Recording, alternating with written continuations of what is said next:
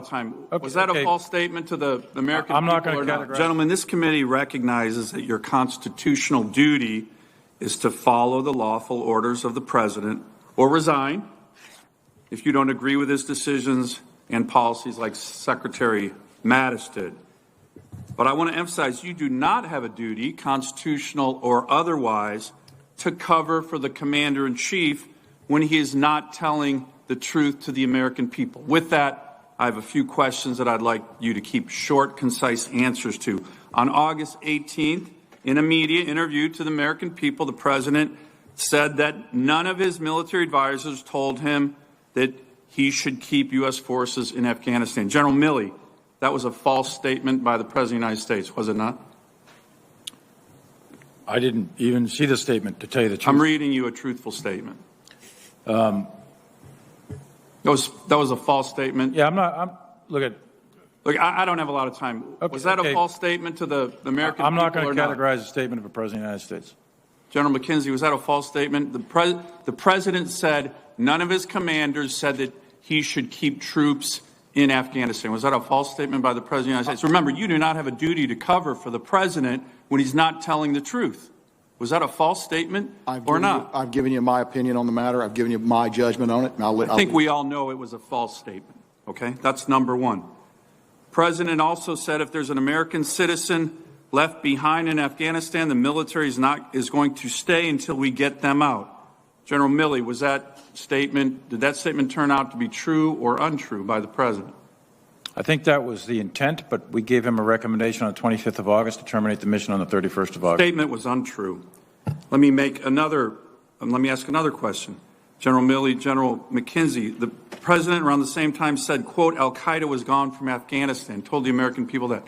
Was that true or not true? Was Al-Qaeda gone from Afghanistan in mid-August? True or not true? Al-Qaeda is still in Afghanistan. They were there in mid-August. They have been severely disrupted and attrited over many, many years. They are not. So it wasn't true. General McKenzie, was that true or not? Al-Qaeda was present in Afghanistan. Okay, so it wasn't true. Let me make one final one. The president called this entire retrograde operation an extraordinary success. General Miller, in his testimony, disagreed with that assertion. General Milley, was this Afghanistan retrograde operation an extraordinary success? There's two operations, Senator. Just yes or no. I have a lot of questions. Was this an extraordinary success? Senator, with all due respect, there's two operations. There's the retrograde, which Miller was in charge of, and there's the NEO, which CENTCOM was in charge of.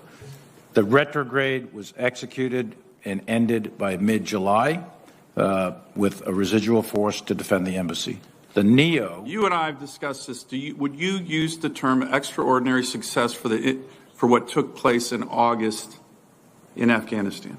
That's the non-combatant evacuation, and I think one of the other senators said it very well. It was a logistical success, but a strategic failure. And I think those are two different terms. Look, I think here's the problem. I think the whole world knows. This is the cover of the Economist magazine. Biden's debacle. That had stories in it, articles in it called "The Fiasco in Afghanistan is a huge and unnecessary blow to America's standing." That's one article. Joe Biden blames everybody else. That's another article. China sees America humbled. That's another article. And gentlemen, the problem here, these are not marginal misstatements by the president to the American people. These are dramatic, obvious falsehoods that go to the very heart of the foreign policy fiasco we have all witnessed. These are life and death deceptions that the president of the United States told the American people. I have one final question. I might leave it because it's a long one for the follow-up, but here's the anger. I've never seen my constituents more angry about an issue than this. And it's the combination of everybody knowing that this is a debacle, and yet people defending it as a, quote, extraordinary success. And here's the biggest: no accountability. No accountability. You gentlemen have spent your lives, and I completely respect it. Troops in combat, you've been in combat, you've had troops under your command killed in action. You have been part of an institution where accountability is so critical. And the American people respect that up and down the chain, where there are instances commanders get relieved up and down the chain. We see it. The McCain incident, the Fitzgerald incident, the AAV incident with the Marine Corps, 3-star, 4-star flag officers, all relieved of duty. But on this matter, on the biggest national security fiasco in a generation, there has been zero accountability, no responsibility from anybody. So I will ask this final question of all of you. Senator Cotton talked Senator about Sullivan? it. Madam Chair, if I may. Could you submit your question for the record, please? We're trying to keep to a 5-minute questioning rounds. You can ask the question in your second round if you'd like.